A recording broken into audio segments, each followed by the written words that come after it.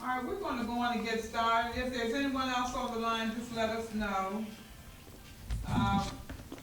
First of all, I would like to start saying greetings from the town of Fairmount Heights and greetings from the mayor and the town council. Today's date is June 16th. The year is 2021, and the time is 7:35. So we're going to go on and get started.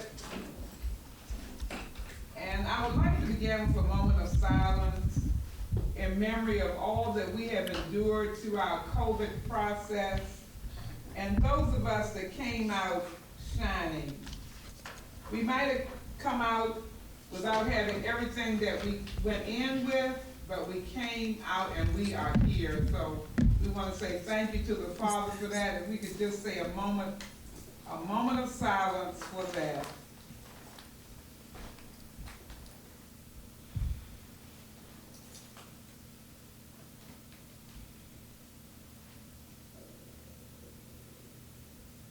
Thank you all very much. At this time, I would like for us to do the flag salute. If you all please join me as we salute the flag. I pledge allegiance to the flag of the United States of America and to the republic for which it stands, one nation, under God, indivisible, with liberty and justice for all. Thank you very much. You may be seated. Would like to greet everyone who is in attendance this evening, to all of our residents, to all of our staff members, to all of our council members. Thank you all for being here. We're going to continue down to our roll call. And Madam Secretary, would you please call the roll? Councilman Walker. Present. Councilman Glenn Morris. Present. Mayor Martin. Present. Councilman Morgan. Here. Councilman Waiters. Present. Councilman Dodson. Here. Councilman Hargrove.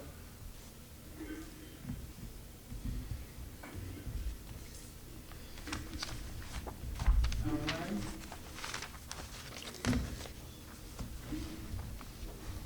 Thank you very much, Mrs. Walker. We have, as we continue down our agenda, we have some minutes that were, I need to verify that everyone has received some minutes. The last ones that were sent out by our clerk to the council. Have you all received those minutes yet? Yes. You have? Yes. They were extensive. I think I mentioned them in work session, but we're gonna need to review those. Anything, I'll put those on the agenda for the July work session. We'll review those. If there are corrections, we need to bring that together and have those ready for approval in our July town meeting. So I'm gonna make a note here so that we can have those. Okay.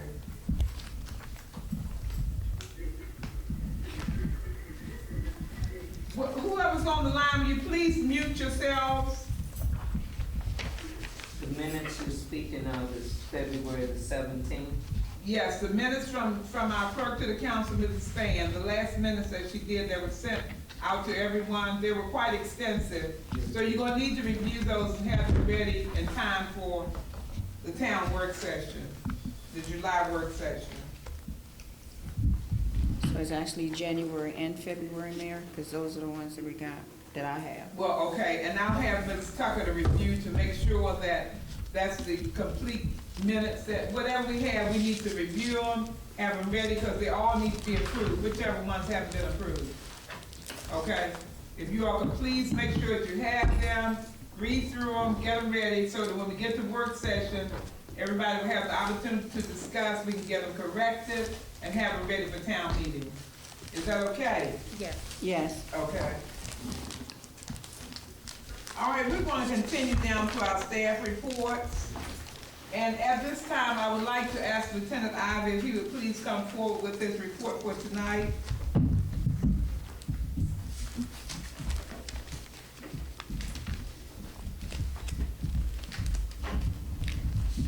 Good evening, Mayor, Council, and residents of the town of Fairmount Heights. See if your speaker working. Testing 1, 2. Okay. You might have to stand near this one here. You go take this one. Okay, put that over on the counter.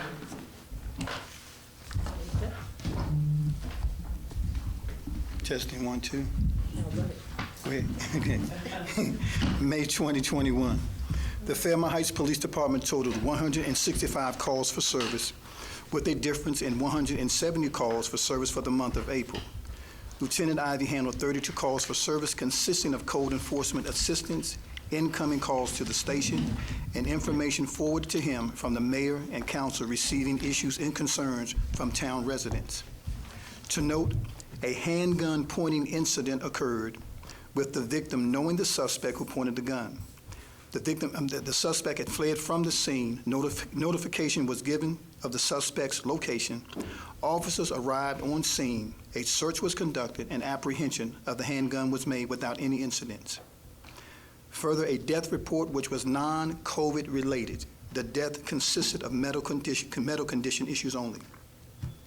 Concerning updates, the State's Attorney's Office of Victim, Witness, and Assistance Unit are conducting strangulation classes training for law enforcement personnel here in Prince George's County, Maryland. Also, the State's Attorney's Office continued enforcement with the Fairmount Heights Police Department's Carjacking Task Force Unit. They continued their enforcement throughout the town and Prince George's County, Maryland. To date, also, the Fairmount Heights Police Department continues partnership also with the State's Attorney's Office, their gun violence prevention program within the town of Fairmount Heights and Prince George's County, Maryland. The Memorial Day parade event conducted with assistance from local law enforcement agencies. The Fairmount Heights Police Department took place also here in Prince George's County, Maryland, concerning the Law Enforcement Office Memorial Program for fallen officers in the county. Excuse me. Going forward into the month of July, all fireworks activity in Prince George's County, Maryland, and also in the town of Fairmount Heights are prohibited. All fireworks in Prince George's County and the town of Fairmount Heights, they are prohibited. I've also asked the town manager, Ms. Sarumi, to make sure that notification is placed on the website. Notification is given tonight, and also there'll be notification given in the Hispanic language for those that may have an issue in reference to that. And there will be a fine that will be imposed also too as well. Concerning patrol, the Prince George's County Police Department along with Sea Pleasant Police Department continue to help assist the town of Fairmount Heights with policing here in the area. That concludes my report. If anybody has any questions that they want to ask me. But I will stress in closing though, no fireworks are prohibited in the town of Fairmount Heights. All Fireworks. of the fireworks. Yeah, all fireworks. All the fireworks. You All said no fireworks are prohibited. All fireworks. And there will be a fine imposed. Yeah. Okay. Fireworks can also be confiscated on scene also as well. Yes, ma'am. Call the police department, leave that information. Make sure you're very detailed with it. No, call the town of Fairmount Heights. If you're talking about that particular night, you can call 911, but patrol will be enforced to make sure that everything can be dealt with in reference to it. So if you choose to call 911 to give that alert of where this is taken care of, feel free to do so. Okay, so after the 4th or prior to the 4th, you can call town, so what number do we call? Well, call the town, you get it 301-883-9472. Because they got to make a determination if it's gunshots or if it's fireworks. More than likely, especially when you're saying before and even after. Because there's some activity before then, there's lingering that takes place after it as well.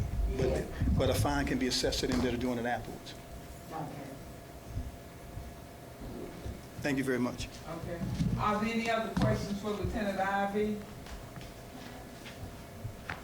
Moving forward. Somebody second it. Yes. Come on. Lieutenant Ivy. Pull your mask down a little bit, Mr. Oh, Lieutenant Ivy, you know I live on Lee Place. Ma'am? You know that I live on Lee Place. Yes, ma'am. Which is 1 block from Sheriff Road. Mhm. There are times when the guys get together and they decide to use Sheriff Road as their place for doing their motorcycle things. Mhm. And, I mean, they're really ridiculous with the noise and everything else. What should I do when this happens? Just make a call, and once that notification is made, even if a unit is able to come out and do a canvass of that area, and sometimes that helps with an apprehension or confiscation of the motorbikes as well.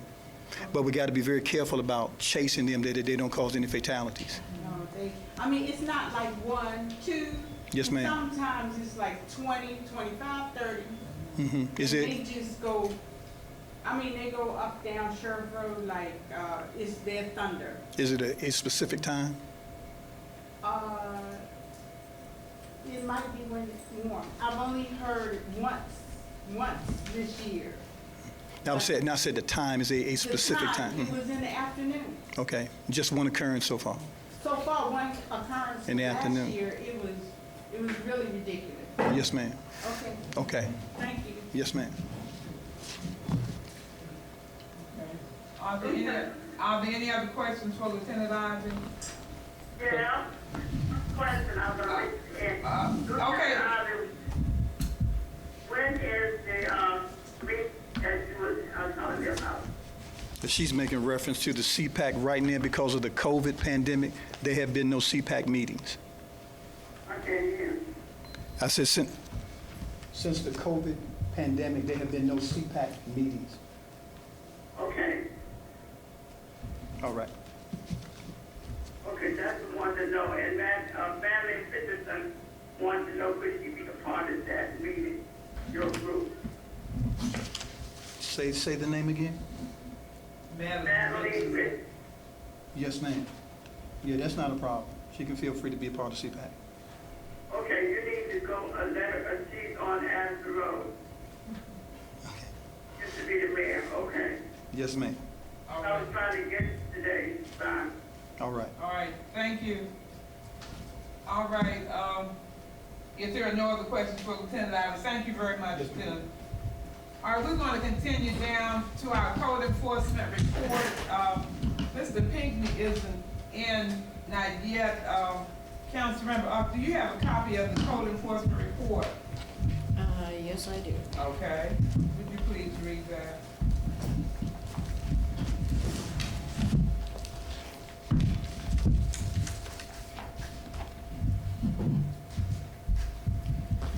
Good evening, this is the Code Enforcement Officer's Report for May 6, 2021 through June 3rd, 2021.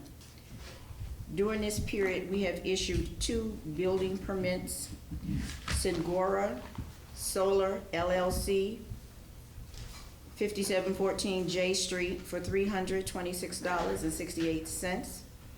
T&B Capital LLC, 715 59th Place, $283. During this period, we have issued notices of violation and corrective action to the following. Patricia Ray, 510 67th Avenue, vegetation. Wanda Jordan, 5904 H Street, vegetation. J. Robinson, 1026 58th Avenue, vegetation. B. Hagler's Construction, 760th Place, vegetation. Sylvia Syfax, 525 Eastern Avenue, debris in the rear. Shyrock Truss, 5433 Sheriff Road, vegetation and unoperable vehicles. Oscar Gilmore, 5714 Josh, vegetation. Patricia Tate Graham, 5909 J Street, vegetation. September Properties, 612 61st Avenue, vegetation. Jerome Adams, 1112 61st Avenue, vegetation. Victoria Young, 5705 Jost, Old Mattress. Nathaniel Mines, 608 60th Avenue, vegetation. Kimberly Wilson, 6007 Lee Place, vegetation. I did, his list is very long. Some people I skipped over. During this period, we have issued 3 civil citations. Robert and Lois Williams, 5810 L Street, $1,000. Kevin Hawley, 704 67th Avenue, $500. Melvin DeWitt, 5917 J Street, $1,000. On May the 11th, Lieutenant Ivy and I met with Mr. Smallwood Friedman and Mr. Elwood McDuffie of the W. Bruce Evans Lodge, located at 523 Eastern Avenue. We asked them, did they have the right to do business in the town of Fairmount Heights, Maryland? And they said they did, and they would supply all of the necessary paperwork the next day. So we scheduled an appointment with Mr. Smallwood Freeman for May 12th. At 12 p.m., Mr. Smallwood Freeman called the office around 11:45 on the 12th of May to say he could not find the necessary paperwork. After giving him a few days to locate the information, to no avail, then I placed stop work order notice on the window of the property under section 7-110, cease and desist any and all business on this site until such time you have obtained a business license from the town of Fairmount Heights. We also placed a second notice, section 112, property maintenance code, occupancy of these premises is unlawful until occupancy permit is obtained. To this date, I have not heard from Mr. Smallwood Freeman or Mr. Elwood McDuffie. While doing our inspection of the property, Mr. Freeman told me that behind his storage building, the owners of that lot have a large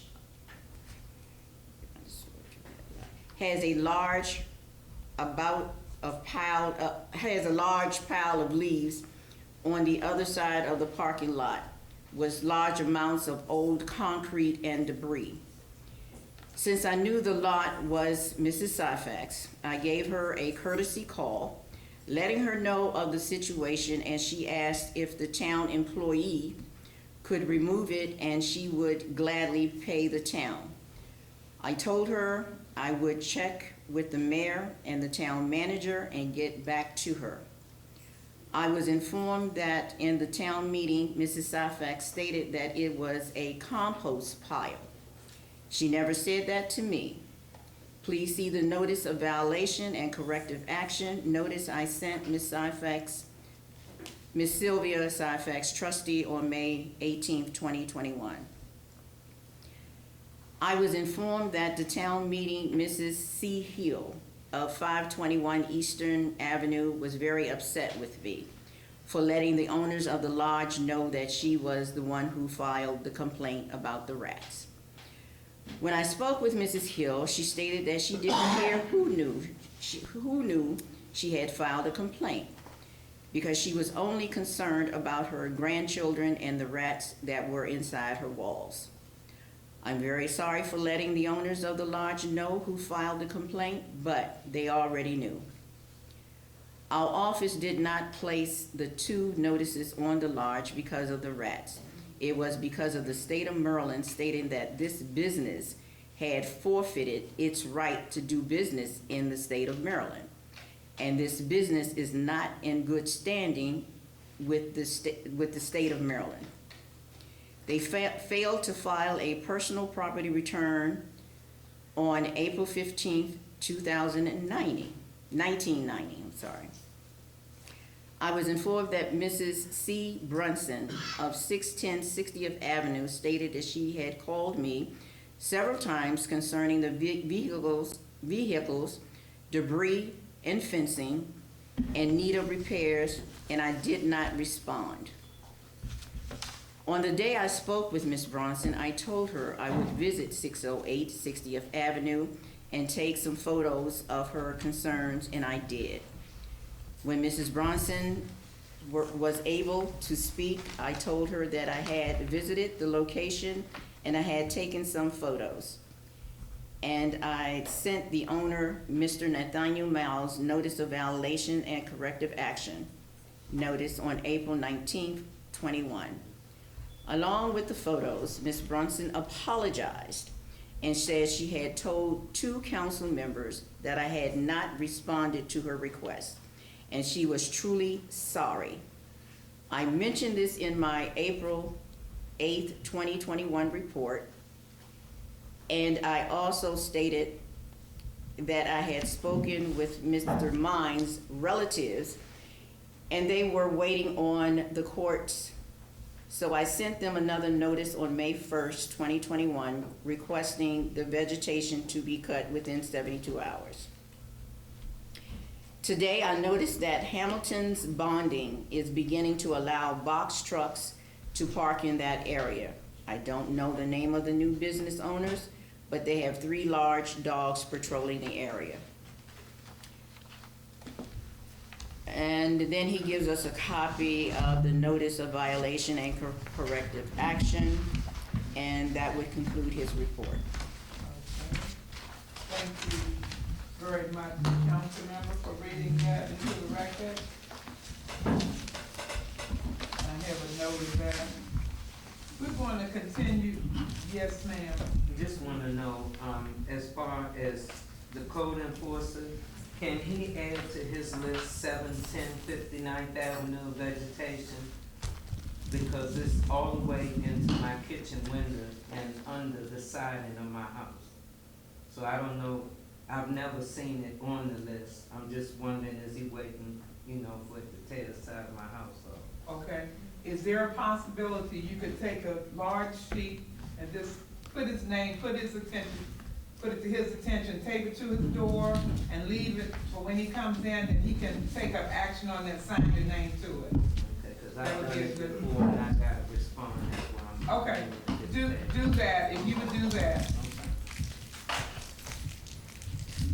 Okay, I'm gonna continue on. Madam Mayor, Yes, ma'am. I'd like to thank the code enforcement for a very large report showing some activity. And I give full credit to the Blight Committee of the Citizens Association. However, I'd like to make it known that when I brought 2 citizens at the last meeting I can't to hear nothing. complain, Just a moment, Ms. Saxton, I guess what we're gonna have to do, Ms. Syfax, is there a possibility you could actually come and get close to one of the mics here? And then she could possibly hear you better.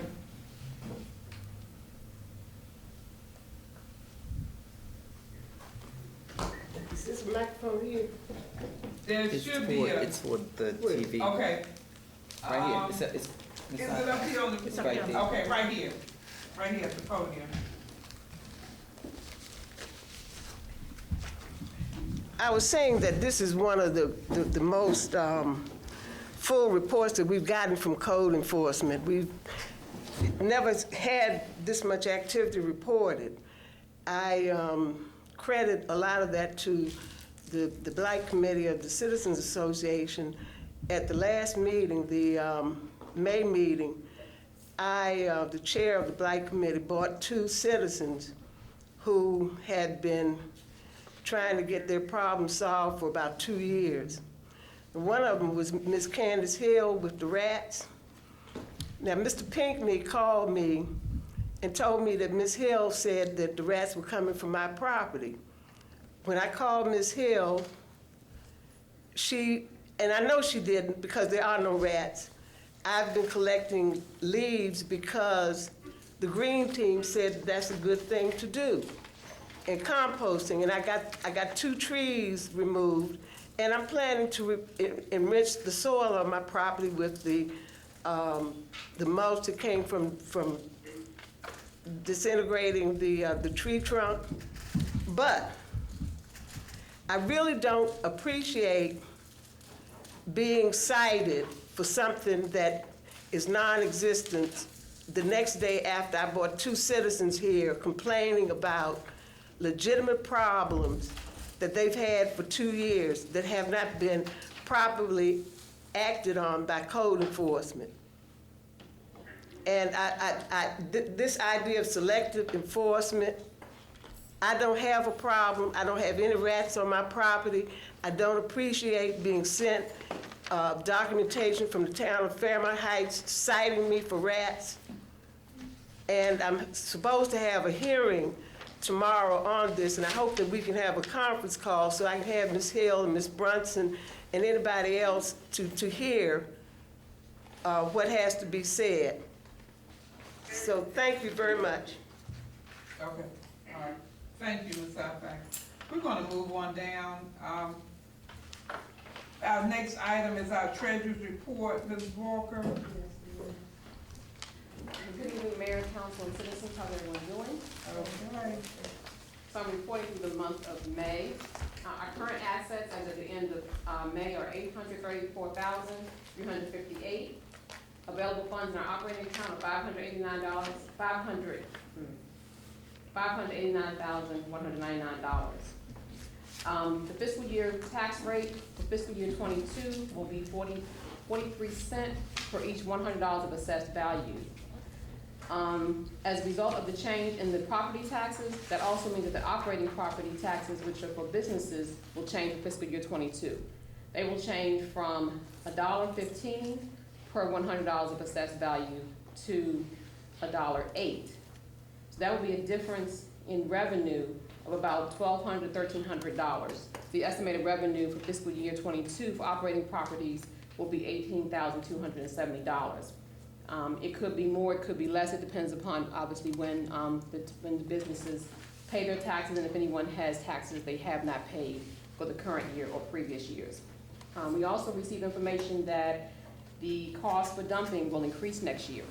It will increase from $59 per ton to $70 per ton.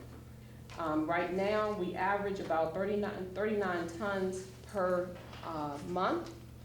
And so that's going to be a difference next year of about $5,166 additional that we will pay in fiscal year 22.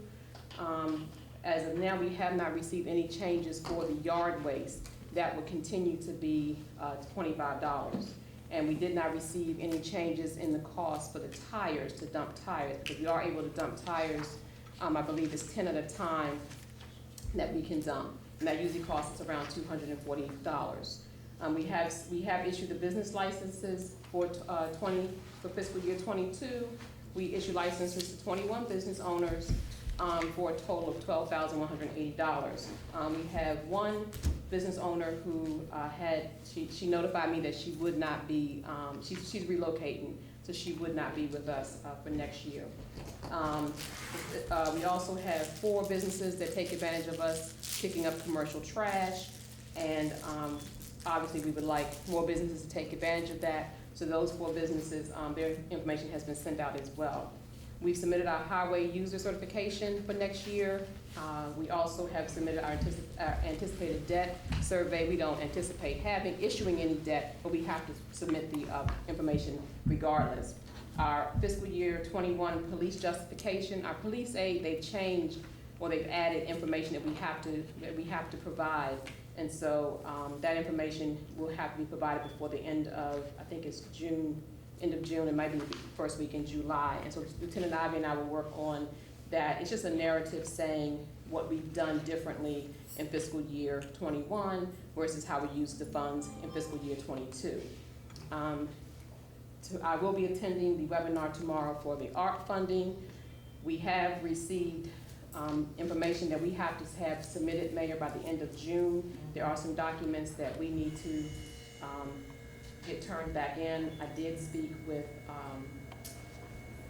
his name's Caleb, can't think of his last name right now. I spoke with him today, and if I can get with you, hopefully by tomorrow, no later than Friday.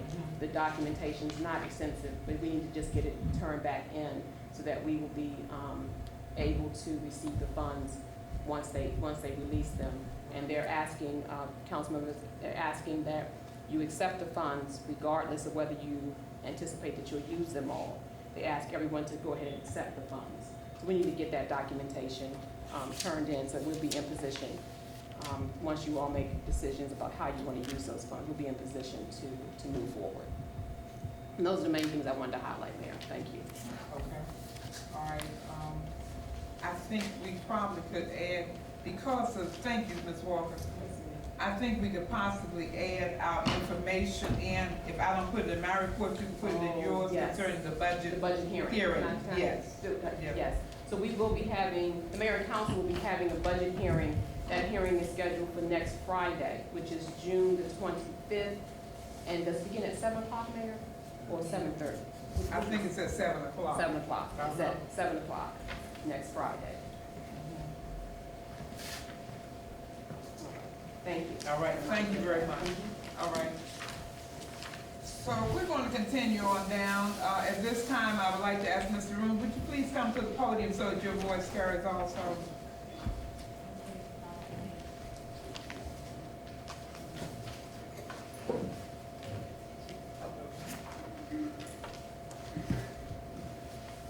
Good evening, everyone, council members, mayor, citizens, everyone else who's visiting us or who may be on the line.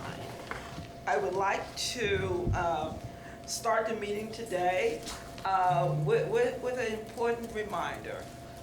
Mayor and council, you passed a resolution several months ago now recognizing Juneteenth as an important holiday.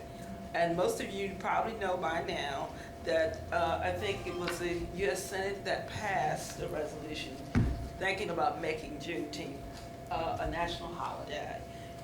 June 19th, 1865, Union soldiers landed at Galveston, Texas, with news that the war had ended and enslaved men and women were finally free.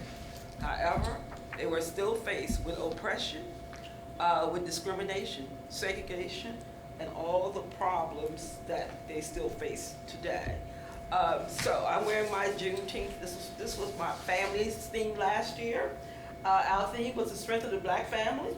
And as you see, it says black and wise. They couldn't give me the matriarch because that's my mom and she's still alive. So that's my theme. This year, our theme, we're celebrating historic black colleges. I'm sure there are a lot of people in here whose children attended black colleges, so did mine, historic black colleges. And I bought my granddaughter's Alumni Association book, and on the cover, and this is for all of you in this room to be encouraged, that this is a picture of Michael S. Reagan. He graduated from A&T, and he is the first secretary for the Department of the Environment. And I'm really happy. Yeah. Yes. I'll pass this around so you can take a look. Okay. Okay, Councilmember, I've been working closely with Councilmember Morgan and Mr. Hill. I think we completed and interviewed several applicants for the position, vacant position of laborer. We interviewed 4 applicants. 3 of the applicants' names were forwarded on to Lieutenant Ivy for background checks. And I know Lieutenant Ivy is moving right along to have completed as soon as possible so we can fill those positions, especially summertime. That's important. Also, administratively, the legit insurance renewal, which is due for the town, is due for July 1. I did renew the application using the portal system online. Most of you will receive probably a contact by the underwriter for your bonding renewal. I don't know exactly how that process is going to work this year, but if you do not hear by the end of the month, please let me know, and I will send the email to our underwriter. Attorney Deloach reviewed the electric charges station license agreement, and I sent the revised or amended agreement, which was reviewed for legal sufficiency by our attorney. I placed a copy for everybody in your mailbox. So it's on the agenda today. However, I'm sure you will now have an opportunity to review this so we can get it passed as soon as possible. I think it's important that we pass this, especially with what's going on in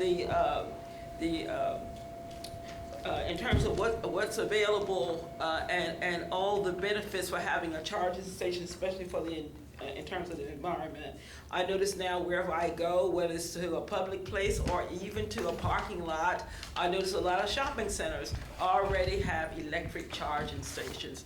Volvo and Volkswagen are looking to convert by 2024 all their vehicles to become electric vehicles. So it's important that we step up and make certain that we have all the documents in place and that we have a charging station here in the town. Also for council, citizens, nonprofits, between May 18th and the end of this month is grant period. The closing date for submission of some of the grants is June 27th. The following grants will be available. The Community Legacy Program provides funding to local governments and community development organizations with funding for essential projects and aim to stabilize community, reverse social and economic physical decline, or to encourage sustainable growth. There are some small grants available, especially for nonprofits. Keep Maryland Beautiful grant. These grants are usually about $5,000. And we certainly could benefit from that because we can use it for litter patrol, we can use it for signage. There are a lot of ways that we can use it for $5,000. The African American Heritage Preservation Program, established by the General Assembly, grants to assist the preservation of buildings, sites, and communities of historic and cultural importance for the African American experience. I know we have a number of houses in town that receive funding, and if anybody, or if you know anybody who may be interested in looking for funding, if you live in a historic house, or if you're on the register, a house is considered historic in the town of Fairmount Heights. It was built prior to 1955. Also, this is very important.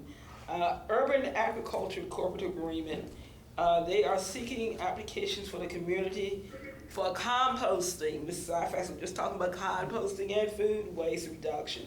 U.S. Department of Agriculture announced the availability of $2 million. Applications due on July 16, 2021. And of course, all these applications are submitted online by 11/59.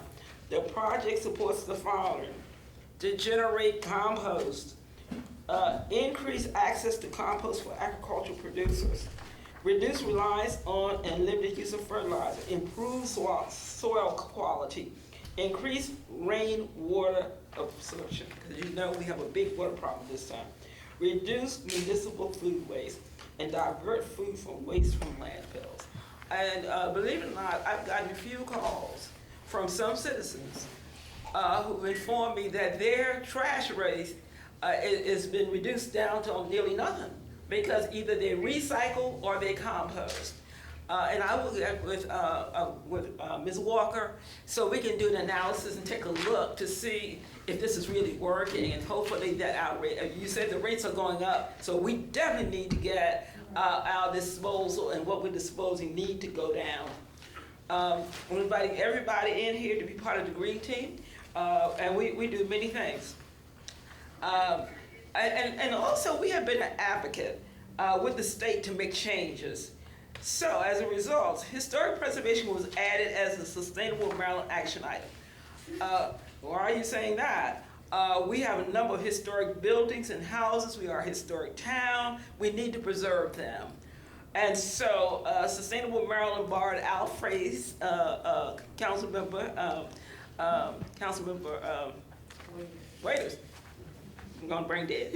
As a Sustainable Maryland has considered preservation of historic property and the adaptive reuse as the ultimate green project. So what they're saying, instead of tear down, throw all that stuff in the dump and then throw it in the waste, let's reuse and rebuild our historic houses. So you'll be hearing more about that, and we'll get additional, we'll certainly get additional points for that.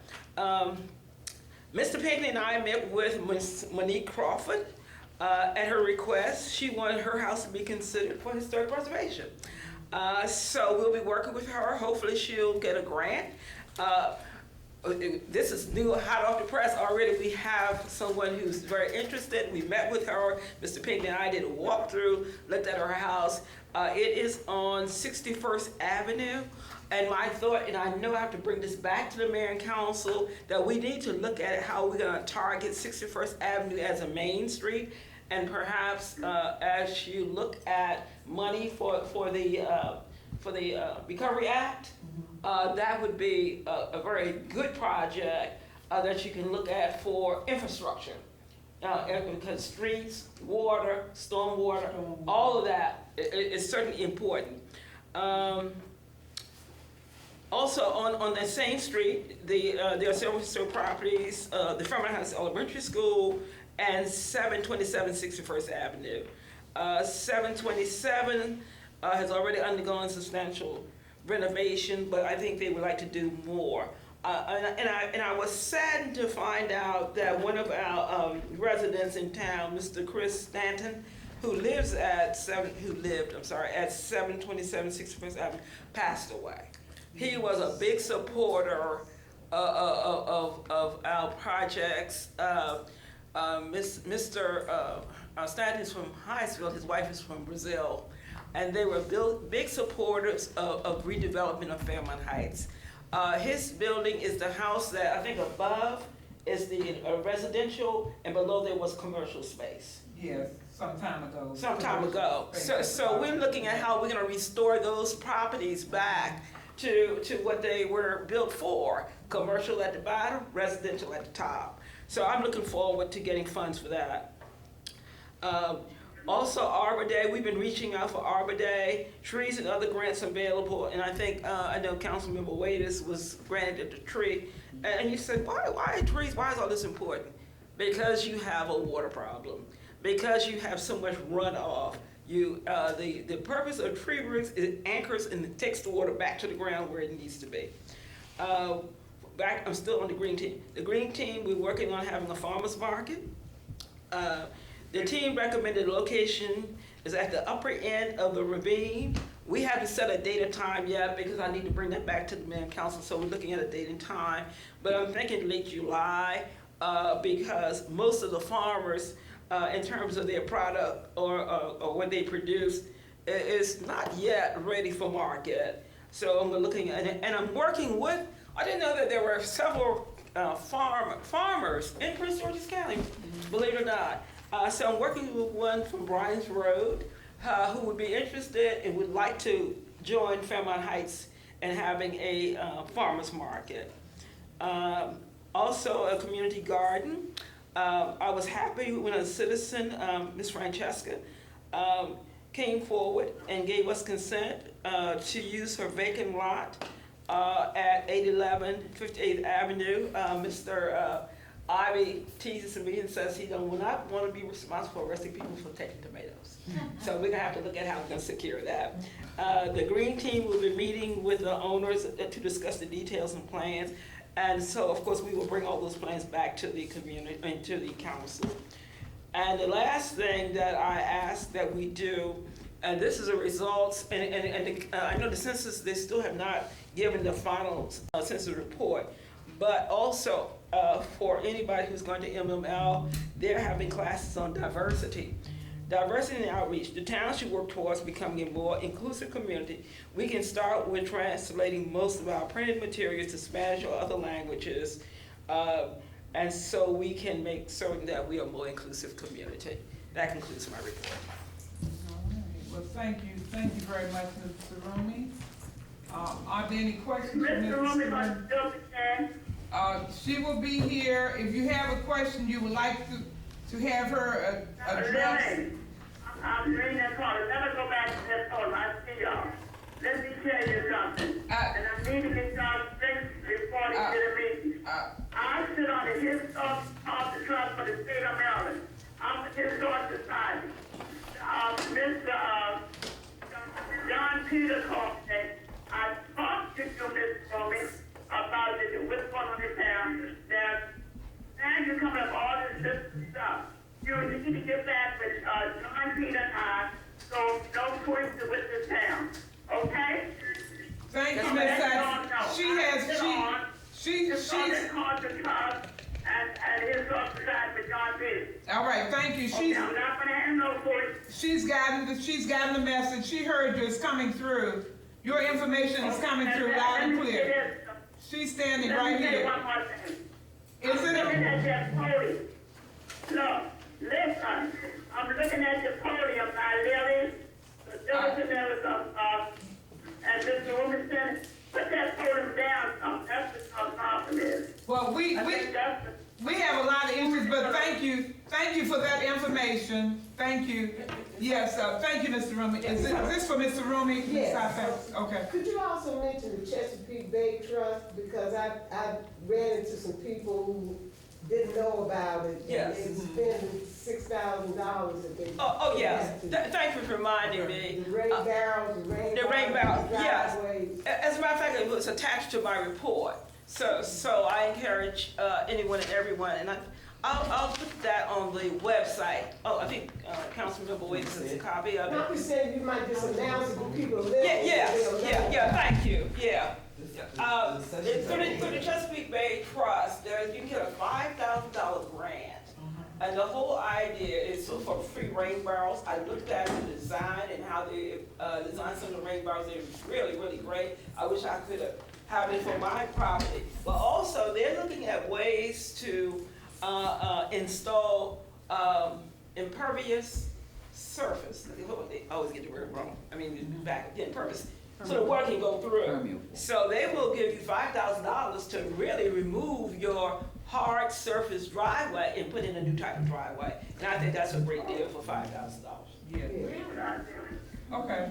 All right. Thank you very much, Mr. Rumi. Also, I wanted to piggyback on you to talk about the Morehouse grant. Now, that's already gone. Okay. You can address that if you'd like, Okay. because the deadline is the 15th, which was yesterday. Right, So right. they just begin to, I guess, research all the information. Right. We'll find out later. Thank you. I know I've been busy trying to pinch it with Mrs. Tucker too, so a lot of information I may have gotten. But we submitted an application, I think the end of May, for the Morehouse project. And they invited us to apply for funding this year. As some of you may know, we received a $10,000 grant in 2017, and the purpose of that grant was to encourage and focus on young men of color between the ages of 18 and 24 to encourage them to look at agriculture, and that's where this A&T came in great, to encourage young men of color to major in science, whether it was agri-science, environmental science, classes that they never would have ever taken. And Mayor Martin and I we worked hard with the school. They formed a Future Farmers of America, and for the first time when we were there, they participated in the Future Farmers of America. Yeah. So this time they're offering us $20,000. All right. Thank you. Thank you very much, Mr. Rumi. You're welcome. And that program is a great carryover. I'll find out whether the chair for the science department for Fairmount Heights will still be working with that, and I'll continue to work with them as part of it if we are accepted into that grant, and hopefully we will. Yeah. Because they probably will feel like we've had the experience of doing the first one, and things were really smooth. I mean, there was no problem at all concerning. As a matter of fact, they gave us the award for being, one of the better participants in that grant. So and I want was to great. also thank our treasurer, Ms. Walker, for all the work working with us in terms of putting together the budget, doing the financial reports, because that's key to any of these grants. So It is. thank you, Ms. Walker. All right. Thank you very much. And thanks to everyone for all of your reports. I'm going to move forward. We don't have anything here for new business that's listed, so I'm going to move down to old business. In the category of old business, we had number 1 was a traffic study request, and this traffic study, we discussed that in our work session. That was the last time we discussed it. We had talked about it before. This traffic study would be so that all of the streets in the town could be studied. And right now, Mr. Walker had requested information on sort of giving a status of what we wanted. So I know a couple of the council members turned in information to me. I added the point that I wanted this to be inclusive of all the streets in the town of Fairmount Heights. So it would be a traffic and a parking study request. It's really, I think we had it listed as parking. I think that, and I see somehow, but anyway, it's the parking request. So the treasurer has received it, and she'll be getting in the process of completing an RFP to try to get that done. I don't know, she'll bring back more information on that. I just Councilmember? have a question. With the, traffic study, would, like cameras or something be put up to monitor like the speed on 59th Avenue?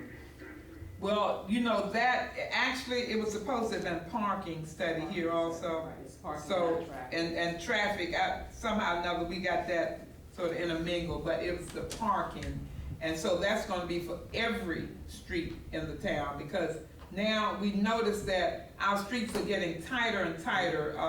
Down on 60th Avenue, never, you know, I lived on 60th Avenue all my life. It's never been the way it is now. It's just about packed down in the evening, and at night, you can hardly even get down to park your car. So I realize what the situation is. It's not only there, it's all over the town. And I think up on the other end of 60th, as close to Eastern Avenue side, there was mention of that also.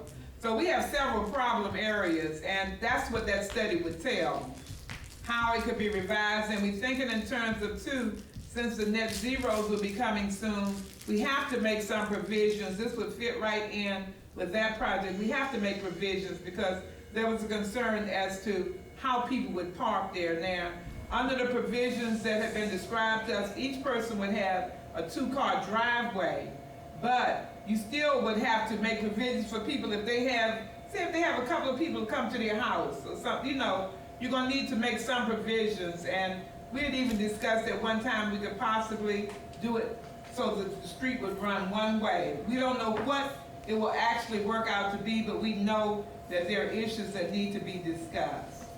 So that was one of the things that we also needed to make sure we had coverage for that. Yes. And then who else? Who was first? Who was second? It don't matter. Doesn't matter. Go ahead. I'll be I think it's probably the same thing. I mean, traffic. I Yes. think it's probably the same thing, traffic. So I understand the parking part, but I think We need both. Council member, can you go here, please? Please. Just push that thing down. No, it's not, that's not working. That's not what it is. The speaker is not hooked to that. That's for the TV production. It's not for that. I said, my question, Councilman Wade's my question, I think we're asking the same thing, or she's preparing to ask the same thing as traffic. I understand the parking part, but I know on my street, there's no parking on one side. Right. It's all on, and it's two ways, but depending on who parks. Nevertheless, my street is a speed street. Yeah. Coming off of Addison Road, 59th Avenue, coming in off of Eastern Avenue. So there is speeding beyond the normal, 25 miles per hour, whatever it is. Yeah. It is speeding, so could we include that? Because they're not even respecting the stop signs. You can take all 4 of them down, they go straight, they come straight down the street like a bat out of hell. It's a matter of time before they kill somebody Yeah. or tear up all the cars. And I realize this is a major problem. And, you know, I think it was Mr. Rumi mentioned that, you know, a lot of times now in communities, their speed limit has been reduced. Yeah. You know, we're still at 25, but there's a possibility that we maybe need to go to 15 They or, should. Yeah. you know, and then that would probably just take a, I don't know whether it would be a resolution or ordinance or, so we probably, and as a matter of fact, we can put that on our July agenda. Because I think it's probably a good concept to think about, because that could possibly help control some of that speeding, because you know we have a cutaway here that leads from Addison until Sherwood. So our street is hot. Right. They just Coming down through they don't wanna go there. to the light. The shortcut. At Hey. 6 o'clock, 5 o'clock in the morning, they don't wanna go to the light, so. They fly, they Yeah, fly. come through your street. So I'm gonna put that as a topic for discussion. Yeah, but even with the parking being monitored, in every house, I mean, all of my kids that were babies are adults that are there. Everybody drives. So are we gonna limit how many cars per house? Because that's not gonna work. Well, see, That's definitely not gonna. I don't even see, it's so far out there, how can you really do that? So, Yeah, you can't. we need to actually discuss this in another setting, so I think we can do that. I think that's a possibility, we can discuss it in another setting, because there's a lot of information that's gonna come out. I don't know how you limit the amount of cars in the house unless you do the restricted type thing, so let's just talk about that. I put that on my list for July. So that's one of the items that we'll be discussing in our work session. Okay? All right, the next item that I have listed here under old business is the final amendments for the Pepco electric charging station agreement as recommended per our town attorney. Now, I think everyone has your copies of the updated version of the Pepco licensing agreement. Please read that with care. Read it, and let's come back ready for our July work session. I've already included that on my July work list, so that we can talk about how we're gonna get this agreement executed and get it finalized. Because, you know, Mr. Rumi was here at the podium talking about how this whole electric, it's becoming really, it's coming on us fast. Because I definitely was surprised to find out that even now, a lot of the car companies like Volvo, they're saying that by 2024, they're gonna make as many cars as they can, electric cars. And we might say, well, it won't affect us, but yeah, yes it will. Because, you know, if it's not us, it's our family members. People have to have ways to get around, and it's really, really something that's gonna be to our benefit. So, okay. So we'll definitely have, that'll be another item that's on the list, okay, for our July work session. All right, and I think everybody, council member, I know you made the copy of the charging station agreement. Okay, so everybody has it now. Please review that. I'm going to move on down to my report, and I have a lot of things to talk about, but one of my first things that I'm going to talk about is the Addison Road development. Now, as you all have passed by, you've seen the sign saying that as of August 2021, they're going to begin, it's going to be open right there at Addison Road, which is the old Fairfield Farm. They are going, I have no idea what the cost is going to be for those units, but as of August, they'll be open. I received the email from Mr. Rivera, one of the attorneys, and he asked me, would we like to have a presentation concerning the opening? I told him yes. He asked me, would it be okay to do a virtual presentation? Told him yes. He can do that, we can set it up so that somehow, hopefully during our work session, he can come in and present to us, give us more detail as to how many units they're planning on building, because as of now, there are 321 units already. And as you look, you see that the streets are all divided. There's 321. I would assume they're gonna go back towards the Chevrolet subway station for the other 300. But either way, it's gonna affect us. And one of the greatest effects it's gonna be on is on Robert R. Gray Elementary School. Because of the fact they're gonna take a load. People can say what they want about, oh, I don't think it'll affect us, all the traffic's going to the subway.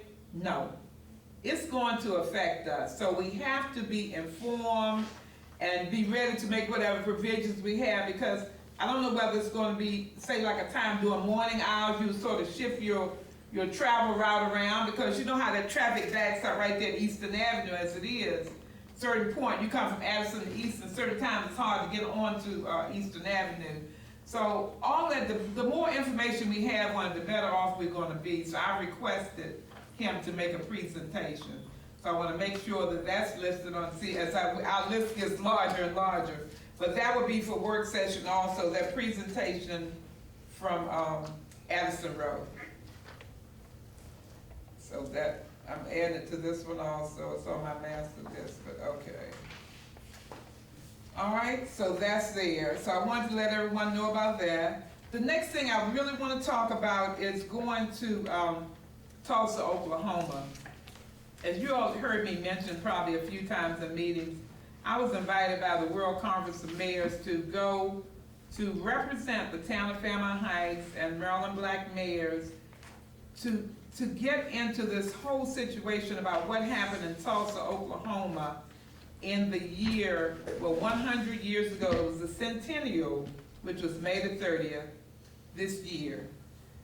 Getting there in Oklahoma, it was one of the most fulfilling experiences because, for one thing, the people that came, they seemed like they came with one goal in mind, and that was to unify and to talk about what had happened to our black businesses. Now, I have a list in my phone here. They said it was 300 black businesses that were burnt to the ground. Not even talking about all the homes that were lost, all the lives that were lost, that not even accounted for, because as we left, they were digging, trying to find the coffins of a lot of the people that were buried, and nobody even mentioned it because they were trying to hide it. So much information came out, and what really happened, something that caught my attention, on our last day there, which was on a Wednesday, they had a special presentation right downtown in North Greenwood Avenue. That's where the majority of these businesses were burnt to the ground. They dedicated an $8 million building that's supposed to be for the benefit of the community, but the black community, you can't say that's true because they only have like about 10 or 12 businesses left there. And they have a church there. Everything else is just wiped away. And as we reviewed it, there's no place to even replace the businesses with. You don't even have, the space has just been pushed out. Everything is pushed away. The homes are all gone. So they're trying to just see where they can go from here and what other things can be produced. Now, one thing I did find out is that they did give I don't know whether it was a grant or what they called it, to the last 3 survivors that they could find so far. They gave them $100,000 apiece on that Thursday that we left from there. So I think that was just a token, but basically you have so many people that haven't come forward, and they lost everything too. So it was sad, it was happy times because it was people unifying, coming together, and talking about a common quest for knowledge. But it was so worthwhile because it was only me, one other mayor from Maryland, and everybody was from all over the country. You know, people from Texas and Philadelphia and all around the country. But it was a great coming together of the minds, and I like that. So I just feel like it was worthwhile. I want to put some exhibit together, and I think I'll do that with possibly some pictures, maybe a booklet, so that people can look at it. And I probably won't do it until maybe the fall because I have pictures on my phone that need to be downloaded, and I have some that have been sent to me. Because in being there, I met one person that was from Prince George's County. And he said, you know, I used to live in Prince George's County, but he moved, and he was very interested in meeting me and just having a good conversation about what was going on around here. So I really, really enjoyed it, and I think that was something that was really worthwhile a trip to take. So it was wonderful. I wanted to talk about the letter that came from the governor, and it talks about the emergency. The governor announced the end of the COVID-19 state of emergency in the state of Maryland. As of today, and that was yesterday is when I received it, Maryland has surpassed 6.5 million vaccinations, and the positivity rate is a record low 0.82%. The COVID-19 state of emergency will end in 2 phases. First of all, is the emergency mandates and restrictions end on July 1. All emergency mandates and restrictions will be terminated as of July the 1st. There will no longer be any statewide mask order in effect for any settings, including schools, camps, and child care facilities. Number 2, a 45-day administrative grace period through August 15th. Thursday, August 1st will mark the beginning of a 45-day grace period where certain regulations will continue to be relaxed to complete the administrative transition out of the pandemic. This includes such revisions as renewing driver's licenses, winding down emergency health operations, and the moratorium on evictions related to COVID-19. So I wanted to read this into the record. I also wanted to read into the record that I received a letter today from Dewberry, which is a representative for Addison Road. And they say, "Dear party of record, adjoining property owner or registered association or municipality. This letter is to inform you that a detailed site plan revision for the above referenced project will be submitted for review to the Development Review Division of the Maryland National Capital Park and Planning Commission. The address of the subject property is 4780 Addison Road, and they consider that Capitol Heights, Maryland, which is located near the intersection of North Englewood Drive and Addison Road. The nature of the review is to add the Phase 2 residential development on Parcel 2, which is planned to consist of one multifamily apartment building containing 327 units and associated infrastructure. If you wish to become a person of record to this application, you must submit this online." So I'm going to submit. Haven't done it yet because I just received it, but I'm going to submit so that we are people of record and we can have information on that going forward. I wanted to report that as of last month, I had received word that the University of Maryland was going to give us a summer intern to be used for projects here in the town, and I had talked with her several times. I pulled Mr. Rumi in because I felt that since she was an environmental science major, that she would be able to help us as far as working out some projects as far as our Sustainable Maryland project. Well, Mr. Rumi sent the information to her, then I received the email saying that she was being pulled off of the project. I don't know whether it was so overwhelming for her or what happened, but we no longer have her. So that is it. I don't know how that happened so fast, but just in the click of an email, she's gone. So if we receive anyone else, I'll keep everybody posted. Mr. Rumi, I'll keep you posted. They might say they'll send somebody else, I don't know. But they said they found someone who was a better fit. So, I don't know. Yeah, the last thing I want to talk about is the emergency rental assistance. Now, this information here came from the county executive's office. First of all, it says there is still money available if you need rental assistance and have been financially impacted by COVID-19. Apply online at hcd.mypgc.us and click Emergency Rental Assistance. If you need any help completing your application, there are 8 nonprofit organizations throughout the county that are available to assist you free of charge. You can contact them at PGCC OVID 19. Okay? They also talked about Public Service Commission utility grants. The Maryland Public Service Commission has announced $83 million in funding to help residents across the state cover past due utility bills. Those who qualify for funding will not need to take any action. And they did send a letter here that talked about how they're gonna start that process. I think it's this one here. It says, our customers who qualify for a relief grant do not need to take any action and will see the grant applied to their PEPCO account during one of the next 2 billing cycles. PEPCO is contacting customers to inform them if they qualify for the grant and to ensure their awareness when they see the grant applied to their bill. So if you need any other information on this, I have a copy of this available for anybody that needs it.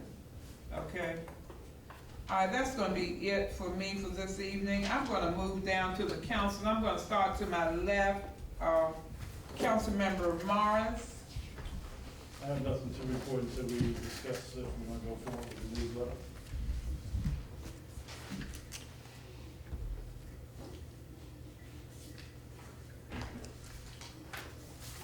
Okay. Councilmember Akaduwaka. Good evening. This is my report from May 2021 through June 2021. I've attended the mandatory budget meetings as well as personnel.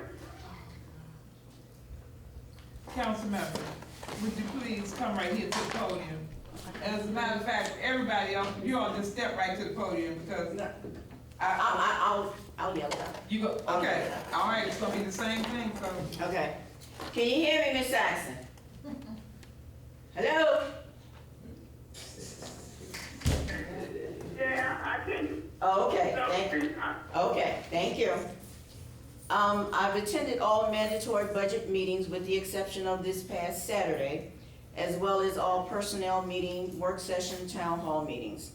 I've prepared flyers in both English and hopefully in Spanish in reference to the reconstruction of the Fairmount Heights Police Department meeting to be held on June the 30th. They will be distributed twice, on June 18th and on June 28th. I can say our Memorial Day event went great. We normally put that together between February and March. It was put together between 3 to 4 weeks, and it was a great success. Most of the county elected officials that were asked to attend, they did. In fact, the ones that were not able to attend, they did send a representative. The community participation was great. The total event was completed on a budget of $350 with a small overage of $14 in the balance. And that concludes my report. All right. Thank you very much, Councilmember. Councilmember Morgan. Good afternoon, citizens, council members. Also, that rental program they have one in DC also, but it's a different website. Don't know it offhand. Again, our Memorial Day program went nice. Just want everybody to keep Miss Tucker in our prayers from losing her sister. Not sure if she's back at work or not. And also keep Councilmember Hargrove in our prayers. She lost a family member also, that's why she's not here today. That's my report. Thank you. Councilmember Wader.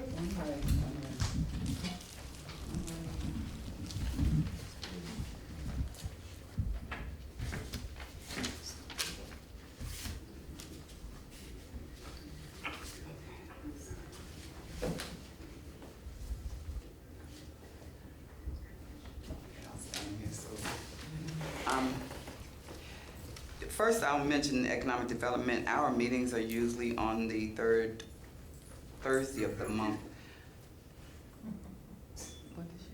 I didn't hear it. I didn't hear what you said. PGCMA's budget meeting is taking place at the same time on the same day tomorrow. So normally I would ask that Councilmember Wood Dotson attend the PGCMA meeting for us just to bring back information to the mayor and council. The economic development meeting will be moved into next week because there's some information that we need to put together and some issues that I'd like to discuss with the team concerning the planned stakeholders meeting for the month of July. Proposed stakeholders meeting for the month of July, where we would like to entertain community input on Main Street in the 4.4 acres off of Sheriff Road.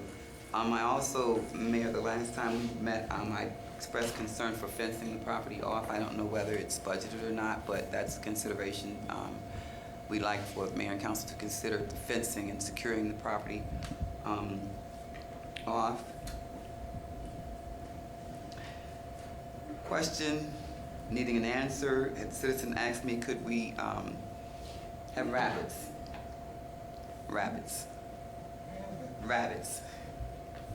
I couldn't answer the question, so we need to ask. Small pet. Well, I don't know what they include. I know it's a clause in the. Miss Lucille used to have, but you know the rabbit, he was inside. Yeah. So Yeah, I that's- don't know about, yeah. That's. I think that's the purpose of asking. But I know we had rabbits as pets when I was a child, so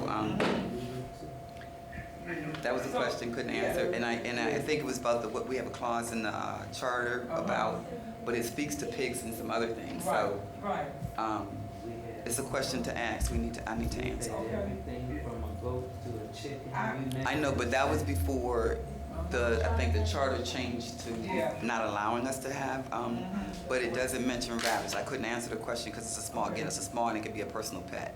Yeah, and I don't think it's outlawed. That's just me saying that, I don't think it's outlawed. The reason why I'm saying this was many years ago, probably 10 years ago, I was at her house. She had, her rabbit was inside. So, I mean, since they sell them in a pet store, because you have people that have the little rat things running around. Okay, so to make certain that we answer properly, I just want to make sure before I tell her yes, that, Yeah, I don't see where it's against the regulation, but that's me, so, you know, okay. yeah. They look at it like a guinea pig. If the rabbit is a nuisance, then wildlife preservation would have to be notified. Okay. When it becomes a nuisance, or if, It becomes a nuisance. okay. Stop eating out the stuff in my yard. Yeah, because she, like I said, hers was inside. Yeah, that's a She kept wild. hers in the house all the time. Yeah, and we were raised with them, but they were penned. They were outside, but they were penned. So, I don't know. So anyway, moving on, that was in terms of economic development. Virtual art show is scheduled for the 12th of July. Artists have been identified. We have proposed slots per registration. They must register for 30 first come, first served slots for youth 8 years to 14 years old.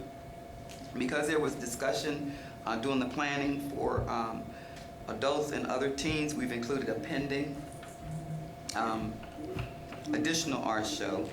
And I donated art supplies. I think I shared that with the mayor and council. I'll just reiterate that we do have enough for, per the donation, 25 kits. So we only need to conclude the supplies with 5.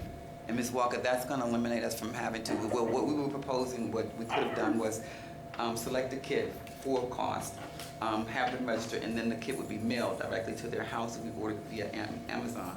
But because we have the donations, we'll probably have a pickup, drop-off kind of thing go with it, so we don't have to supplement for the 5 additional canvases that we don't have. Paintbrushes. Yes, and paint.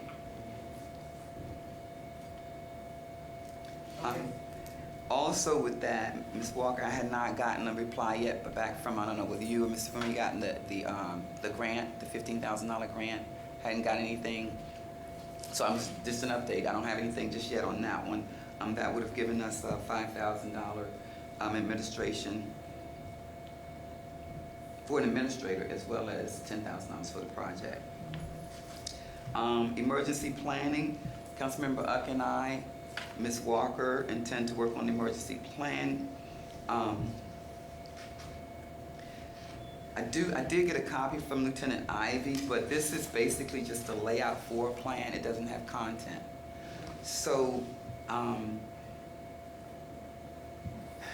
what we gotta patch in. it's a lot, but I wanted to point out, it's sectioned off and you have to prioritize. For instance, there needs to be a health and Medicaid medical coordinator, some public works, warning coordinator, emergency operations center manager, emergency manager, for a lot of slots, a lot of positions. However, administrative logistics is what I turn to, Councilmember, and I'll share this with you. Administrative logistics, because this goes over a basic plan for business continuity. And that's, you know, who's gonna be the contact, since people say that when they call and they can't get anybody, then we'd be fixing the gap in communications. And it's a basic plan, so it includes direction of control, communications, which, as I said, we pinpointed warning, emergency public information, evacuation process, mass care, health and medical services, and resource management. Resource management and communications are the priority. Other than that, and I'm going to try to keep it short, I did get a tree, and I also attended the training for the residential landscaping, the second class. So I won't reiterate that, but I did register and get that information. MML, going to MML, I kind of sort of went to the site and jotted down some classes. What I noticed is if you go to a class in the morning, those same classes are offered in the afternoon. So I wrote down some of the ones that they have, using grants to improve infrastructure, municipal strategic plan, what is economic development, how do we implement it, and creating and inclusive communities. And so I just made mention of those because those will be the classes that I will attend to bring back information for the community, and that includes my report. Thank you. Thank you very much. All right. All right. Councilmember Wood Dotson? Yeah. You're probably gonna need to come forward to get near the microphone. Oh, I can talk loud. Okay, all right. I'm sure they hear me. I don't know. Good evening, citizens.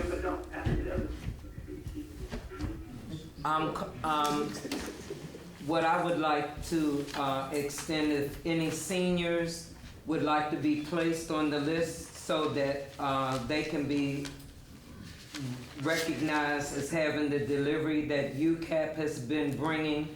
The seniors received bags this week, and they've been consistent at least once or twice a month getting things delivered to them. I intend to participate with the art show as well as the Emergency Preparedness Committee, and that's my report. All right, well. Oh, and the green team. Okay. I work with the green team. Okay. And that's it. All right, well, thank you very much, and thank you also very much for your reports and for your time and attention. I'm going to move on down, and at this time, I would like to get to public.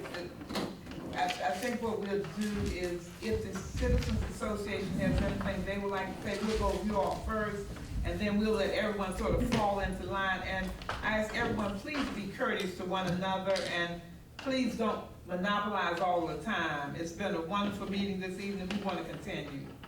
Yes, sir.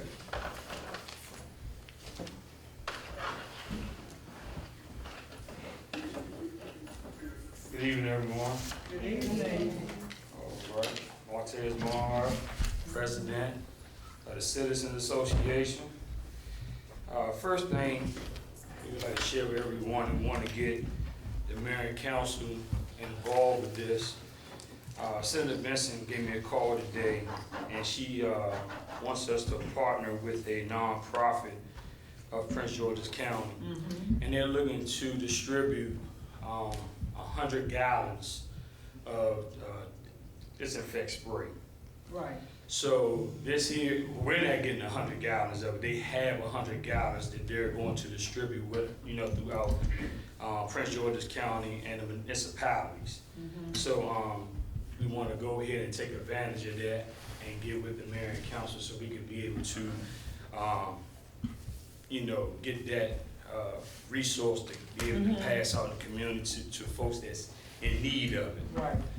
So once we get that information back from that nonprofit, we'll go ahead and get a time and date and how they want to go ahead and distribute it, and we would like to get everyone involved with that so we can get it out.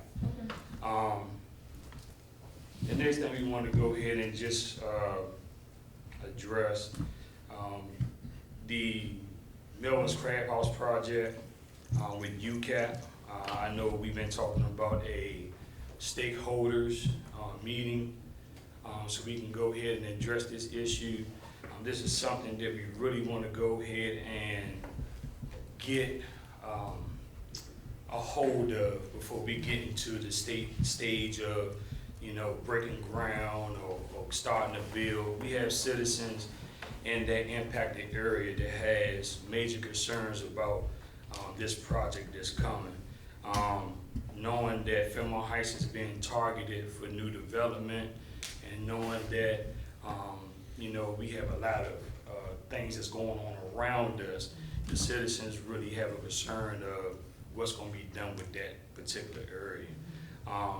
We also did a survey.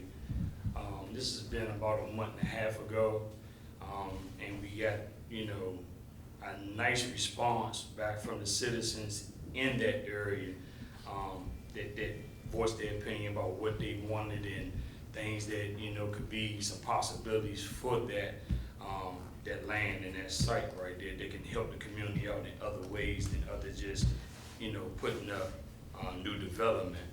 So we really want to go ahead and get that address. Other than that, I don't have anything else. Ms. George, do you have anything that you'd like to? Okay, so, it's gonna be a good meeting then. All right, well, thank you all so very Thank much you. for being here. Thank you. Yes. And, at this time, is there anyone else in our community members that would like to make statements or like to have a message that you would like to give to the mayor and the council? Would you like to do so at this time? And I want to say, just a moment, I'll get you as soon as I get the people in the room. You'll put me late, okay? Uh-huh. Yes. Okay, put me late. All right. If there is no other comment from the citizens in the room, I will go to the line, I'll go to the recorded line. You Is said there- comments, no questions. You didn't Well, say- questions and comments, so, yes, Mrs. K, but you might as well come to the podium, you're gonna have to move your mask down because they can't understand you, they're gonna start screaming. I can't hear. Right.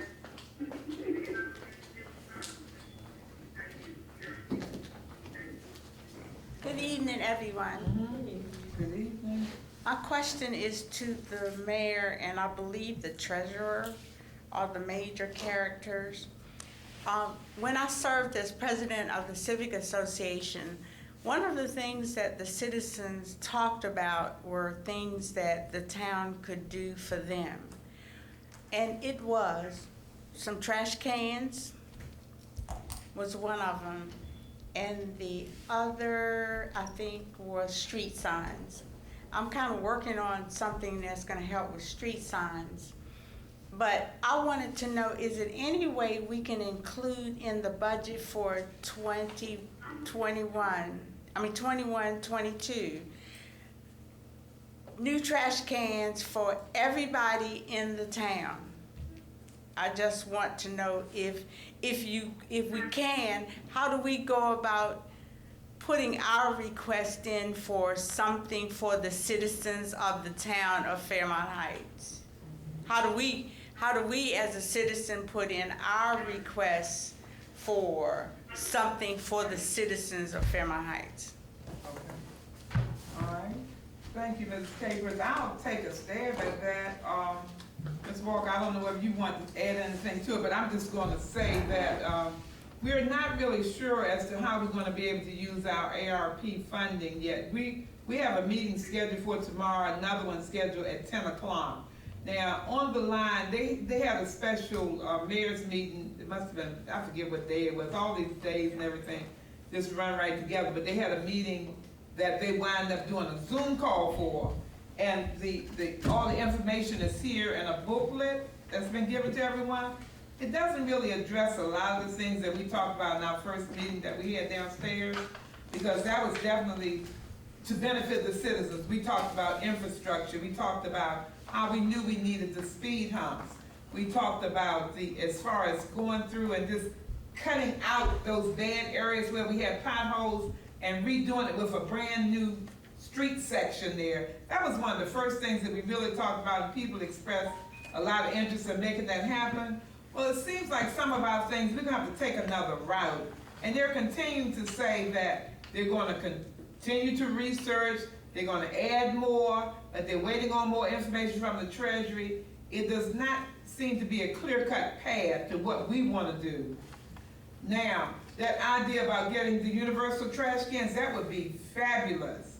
If it can happen, and we're waiting, like I said, tomorrow we'll be on another line that starts at 10.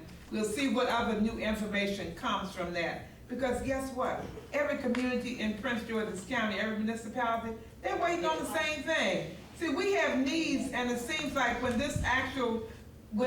this funding was created, it didn't think about the communities that really have major needs. I mean, sure, we have stormwater was one thing that was addressed. We figured we might be able to work on some major stormwater projects. But we didn't want all of it to go to stormwater. We wanted to be able to do some of the things at the ground level, like what you're saying. Like possibly, universal trash cans or some other kind of project. Another one of the main things, this building. This building is the antiquated health department building. It has the same color on the walls here that were here when the health department was here. 50 years ago. It has been definitely, and it's not because we haven't wanted to do it, we have not had funding to do it. We have not had the funding. So in a situation like this, we're steadily working, trying to massage these documents. We're trying to get as much training as we can. MML is being really great because they're sending the information directly down to us. Senator Cardin has sent a lot of information. Senator Van Hollen has sent a lot of information. The Treasury itself is being sort of tight-lipped about what you can really do. And a lot of the things like broadband and stormwater and things like that.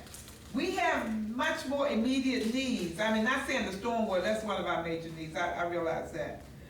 But what I'm saying, at this point, we cannot say yay or nay as to what direction we could go in that, but it would be so fabulous if we could get universal trash cans and a few of the other things that, just from what you're mentioning, it would be ideal. So let me just say that it was recorded here. That's one of the wishes. I agree with it wholeheartedly. Even though, you know, like my trash can is good, everybody's might not be. And if you had the universal style, it would make it much easier as far as the collection process. So we'll see where we can with that. All these things are being noted. And, you know, like I said, because the treasurer won't really give out any concrete information, and we don't have any concrete information. So we're working on what we have. We're working on what we have. As soon as we have any breakthroughs, we'll let everybody know. That's for you, Ms. Kate. Okay. Okay. Yes, ma'am, Ms. I Safak. had two things. I'm just wondering, in our regular budget, if we could consider maybe just putting speed bumps on 1 or 2 streets to start, and just maybe to just get things started, just say we'll do 1 or 2 streets every year until we, figure out how to do it. But if we could just get started on that, because it's been a conversation for many, many years. We need to get started, and the discussion is always about the life-threatening nature of allowing these people to just speed down our streets. Yeah. Okay, the second thing is, Petco has a program, and this is just about the town hall, and I had my building done. They replaced all the lights with LED lights. And they told me that they could probably do it for this building. I could get, if anybody's willing to work on it, it really would be something that would just improve the lighting and also reduce the electricity bill. Because the lights you have now maybe each bulb takes 50, 60 watts, and these LED bulbs take maybe 4 or 5 watts. So if somebody contacts me, I'm certainly willing to work with whoever to get, and they replace all the lighting on the outside and all the lighting on the inside. And for this size building, we're probably talking about $125,000 in lighting. But Petco does have the money to do that, and it can be worked out. Thank you.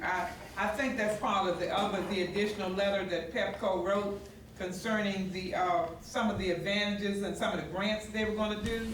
This was part of a grant, and we received the interior here. All the lighting has been bumped up on the inside, so that like when you leave a room. Like LED lights. No, they're not LED. Yeah, I think. I'm saying is LED is just a big savings, and these people, you don't have to do a whole bunch of paperwork or anything. You can they can almost start turning around real quickly. In my experience, I think that was last year when I had it done. I would like to see us do it for outside lighting because of the fact that inside here we've had these lights updated, and I don't know what else. If it's free and it's less energy, and Pepco is they are really trying to get customers to reduce electric usage. So I don't know why. And the light is much better too. It's much brighter. We can look into it, Ms. Since Safek. just It's look not a into it. problem, we can look into it. Now, how about the Okay. speed bumps? Speed bumps, Yeah, I don't no. think it's gonna be an idea that we can go forward with only a couple of streets. What we're gonna have to do is look at each street because of the fact that we are gonna get the worst response if we pick 2 streets and If put it's a speed humps If it's a on. lottery or. Well, it would have to be some Yeah. ways that it could be Yeah. considered fair. Let's just get We started. we Yeah. cannot do it without deciding how it could be Right. originated. But you know, like I said, you can't just randomly pick 2. What, I So- mean, I know I'm saying, if it's random, if it's like something with, if it's like some pulling a number out or whatever, if it's something that's fair, to me, that's fair. If people nominate their street and put it in a bowl or something, you know. We Get started. can talk more about that, Ms. Safek. The Okay, traffic Mr. study Brandon? prioritized. Yeah, you wanna come here, Brandon, you're gonna need to take your mask off too. Hello, everyone. This is my question again. Who is in charge, Mayor, of the social media far as the YouTube posting the meetings? Because far as the meeting that we have on the 19th is not up there. It stops at the 17th. Then you have meetings that are posted, that was posted like 2 weeks ago, that's from a month ago. So who is the person that uploads it? Like, 'cause there was a citizen that had called me after the meeting that they watched it, but they was trying to look over it again to keep their records up. And it's kind of hard for citizens, you know, older citizens that, you know, can't write as fast, so that will help them. So who do I get in contact with? Who do I speak to that's in charge of that? Okay, I tell you what, we're gonna need to have actually, Mr. Rumi, if you could sort of work with, get Brandon's information, work with him, because it goes by, you know, the meetings, they're done by Mr. Gray, his organization. I don't know what the name, his name is Rick Gray. Okay. And so he's the person that's uploading, and I don't know what the process is. I know that one of the meetings, part of it was missing, I did hear that. Okay. So we're gonna need to report that, and we need to find out whether it's in their catalog and make sure it's done. Okay. So, okay, can you put that on your list, Mr. Rumi? Yes, okay. All right, thank you for that. Is there any other questions from anyone else here? I'm about to move to the line so that we can get to our resolution for this evening. Mrs. Saxton, are you still there? Yes, and I'm gonna take 10 minutes. No, please don't do that, please. I'm gonna- Really, be quiet here. See, I want to first let the town know the reason why, she was saying she went to Oklahoma, Fairmount Heights, and somewhere in Florida was the first black town in the United States. And that was one thing that she must know. Now, I'm going to get back to what I do, because like the gentleman said just now, I got the thing from the president, and I'm going to also the judge. I looked down and say, everything on that someone has can use. What you need to do, that we got for the 5 areas of Fairmount, we got Fairmount Town House, we got whatever one. Look on your taxes. Like I live in Fairmount Heights, still in Vista, is my subdivision. So if I could serve on this committee that y'all trying to get together to find about spending this money that go ahead and get caught in what's talking. Because I had the written on here 3 years that I had to work for today here. The thing is on here that you are for the water thing, for the building, we need the bathrooms done, we need computers done, most of the stuff on here, they should be managed, trying to figure out, most of the list on here that they gave me, and during business, sent here to make sure I had it. That's right here and from Heights I can use. And what you need to do, like, I don't know, the gentleman said, talking to Sam, where does he live? What subdivision here? You know, all his taxes. That's what you need to do, because you've got council people there,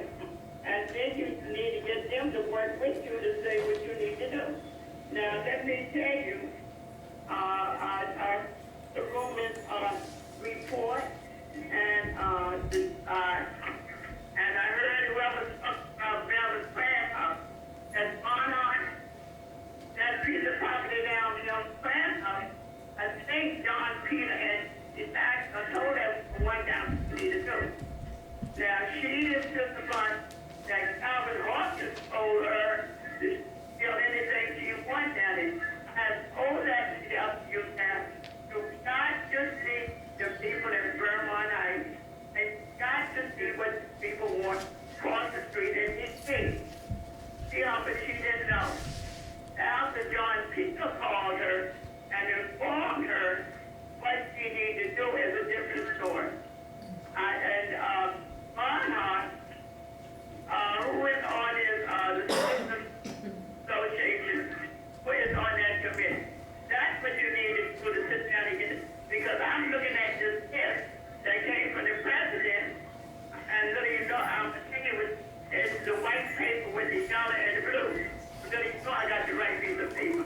Now, y'all need to get to 5 areas and find somebody, 5 areas that's to be all right to sit council. Okay? And that's what you need to get all this for you. Okay. And the thing is, with the, somebody called twice about the police department. They want to know the person, the person who is the liaison to the police department, what's doing, because it looks like she is trying to say who be the police, I don't have nothing to do it. I don't know nothing about it. I know Officer Harvey or Chief Harvey had stated he wants me to work today because he had a Chinese, a white person, and all that, and he needs some others, and I want to with them. And that's what I think. All right, well, okay. Yeah, man. I got it. They kill for the different things they haven't done it. Like you said, the bathroom. I agree with you. If they on this piece of paper today, water into a decal for your bathroom, okay? It's right there in the piece of paper. You need to get 3 people that live in those different areas to be on that committee with whoever direct with you. That's the only way you're gonna get that job done, okay? All right, well, Other than that, it's gonna be falling in on top of you. okay, thank you so much, Ms. Saxon. That is what, Thank you. tell police chief that he need to get in touch with me this night later on, because there's somebody that's a message around here for him, and I don't know how to get in. Thank you very much. Thank you. Thank you, Ms. Saxon. Thank you. Thank you. We appreciate all that you said. I don't want to go on. Okay. But I want you to know that John Peter called here today about what's going on and people fussing about Mr. Roman. Okay? All right, don't thank thank me, but you don't have to thank me, okay? Well, I have to thank everybody. That's just being courteous. So, okay, I appreciate all the comments, and I appreciate everyone's comments. I would like to, at this time, Ms. Saxton, thank you for your comments. At this time, I will accept the motion for adjournment. I'd like to make a motion that we adjourn Okay. at 9:20. Okay, all right, can I get the second? All in favor? Second. All in favor? Aye. All ayes. You all, thank you very much for your time. We are ending at 9:18 p.m. All right, thank you all for coming. Appreciate you.